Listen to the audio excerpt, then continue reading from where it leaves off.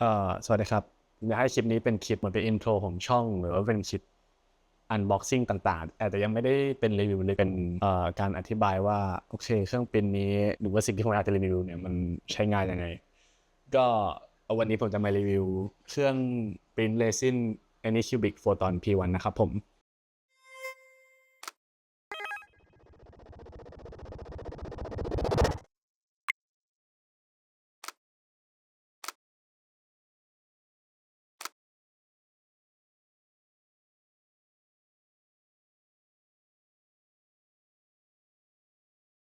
เออ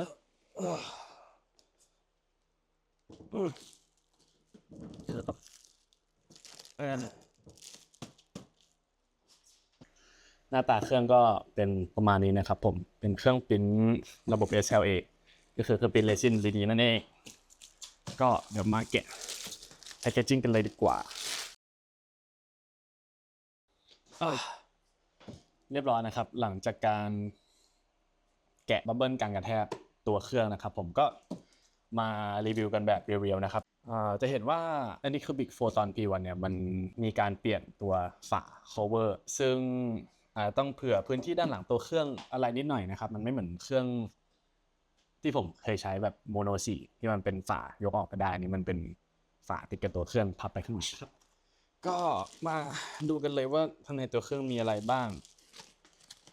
นี่อินเทอร์เน็ตจะช่วยหรือเปล่าอ่าเป็นเพจใหญ่มากโอ้ใหญ่มากดูนี่อันนี้เป็นเบสเป็นฐานปริ้นของตัว P1 นะครับผมมีขนาดเท่าไหร่เนี่ย223มิลลิเมตรคูณ126มิลลิเมตรนะครับคิดว่าปริ้นจริงอาจจะปริ้นได้เล็กกว่าตัวฐานนี้นิดนึงแต่ก็ไม่เป็นไรถือว่าใหญ่มาก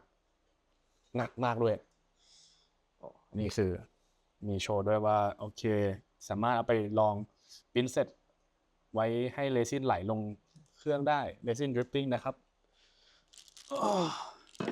ต่อไปเนี่ยก็จะเป็นเออโอ้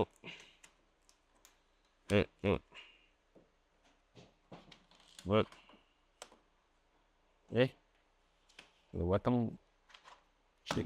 เอานี้ติดไว้ก่อนแล้วก็รอเปิดเครื่องช่างมันไม่เป็นไรเราเรามาดูตัวเครื่องเรามาดูข้างในกล่องที่ให้มากับตัวเครื่องบ้างดีกว่าว่าให้มาอะไรบ้างก็จะมีอ่าแฟลชไดรฟ์เหมือนเดิมนะครับตัวนี้ก็น่าจะมีให้ทุกรุ่นของ Anycubic เป็นแฟลชไดรฟ์พร้อมกับไฟล์รอง Headspin นี่ก็มีไขควงไม่รู้เรียกว่าอะไรนะน่าจะไขควงแหละให้แล้วก็มีที่ติดฟิล์มเป็นแผ่นกระดาษเปียกติดฟิล์มนะครับใส่ไฟเอ่อเมนูถุงมือกับที่กรองเรซิน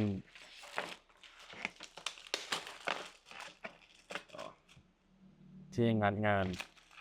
แล้วก็มีไขควงอีกงานหลายไซส์เลยก็เดี๋ยวมาลองเปิดเครื่องกันดีกว่าเหมือนเจอปัญหาละเหมือนปลั๊กที่ให้มันไม่ใช่ปลั๊กของไทยนะครับผมเดี๋ยวผมต้องไปหาอะแดปเตอร์ก่อนแล้วก็คู่มือนี่ภาษาจีนล้วนโอ้โหอ่านไม่ออกเดี๋ยวดูภาพเอาแล้วก็น่าดูคลิปคนรีวิวคนอื่นประกอบดิบไปด้วยก็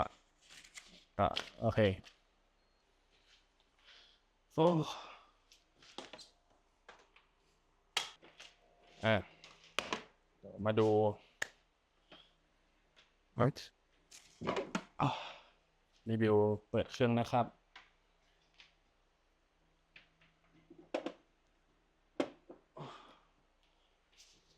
ตอนนี้กำลังกังวลอยู่ว่าโฟมที่อยู่ข้างในเนี่ยต้องเอาออกหรือเปล่าเพราะว่ามันดูเอาออกยากมากแบบดึงออกมาเลยเหรอออกมาเลยก็ได้มั้งเออ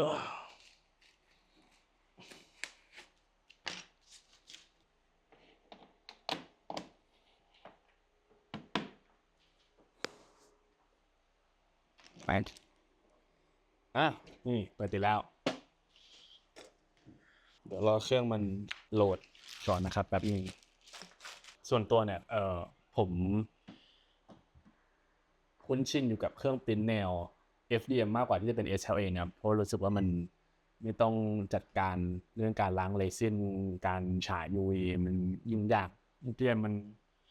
ปริ้นฉีดพลาสติกขึ้นได้เลย ก็อย่างแรกเลยเนี่ยหน้าที่โชว์ด้านแรกมันจะเป็นให้เซตภาษาเรียกภาษาอังกฤษไป global โอเคมันจะมีเหมือนเป็นระบบเซตอัพตอนแรกนะครับโอเคเราก็ทำตามที่เขาบอกอย่างแรกเนี่ยมันจะยกแกน Z ขึ้นไปอยู่จุดสูงสุดนะครับผมก็คือตัวนี่เองมาไป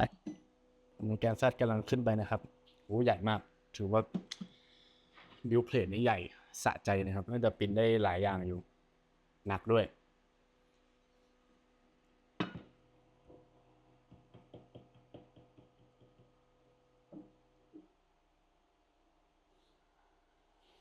โอเคตอนนี้ขึ้นไปเรียบร้อยแล้วนะครับผม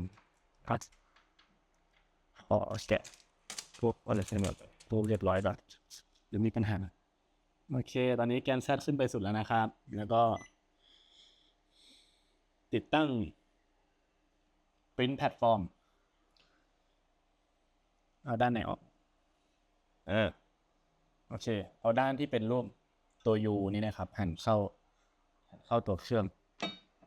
หรือว่าเ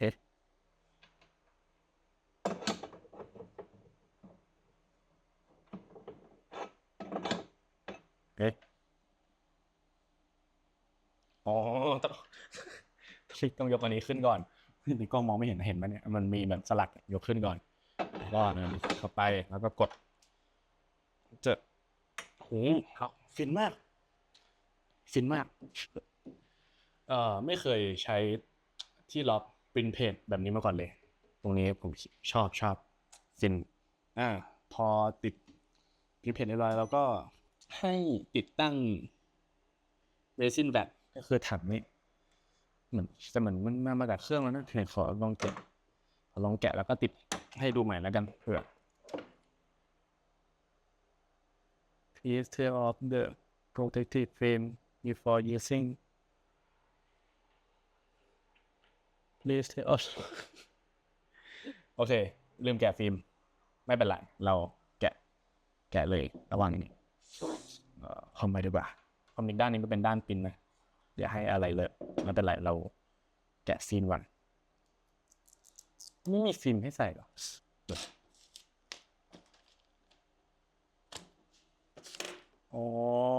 อันนี้คือเขาให้แกะฟิล์มเฉยๆนะไม่ต้องติดฟิล์มหมายถึงว่าแบบแกะฟิล์มที่กันหน้าจอกับตัวแบตไปอยู่ไม่ต้องติดอะไรเพิ่มแค่เช็ดตัวเครื่องก็พอน่าจะใช่แหละตีตามรูปนี่ไปบิวเพจใหญ่มากมันแกะแล้วนะมันแกะของตัวแบตแล้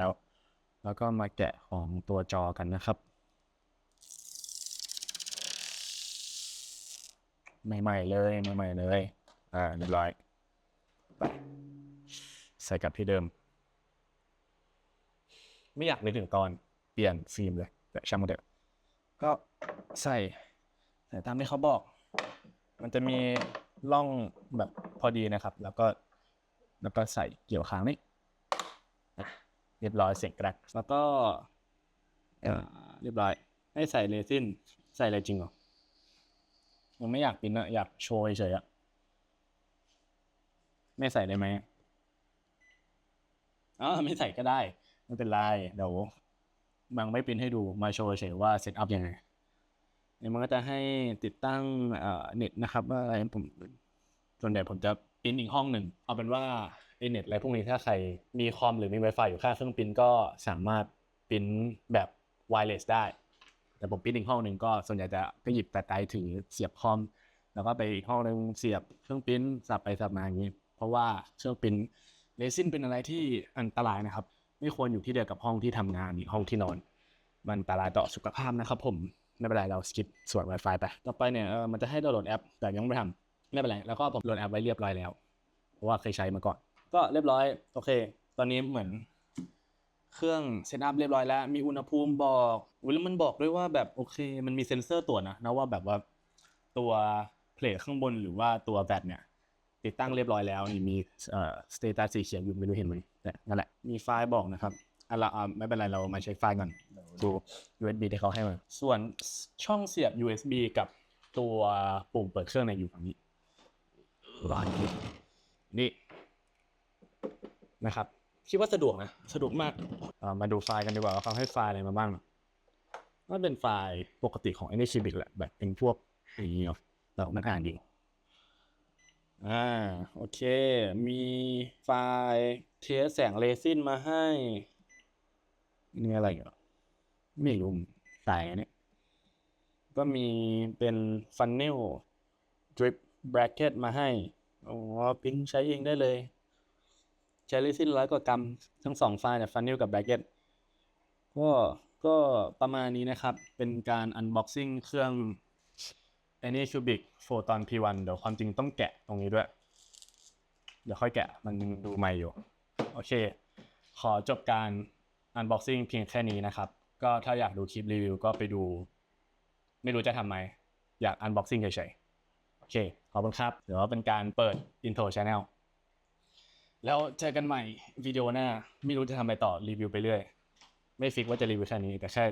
อยากลองทำเป็น intro เฉยๆครับโอเคพอละเจอกัน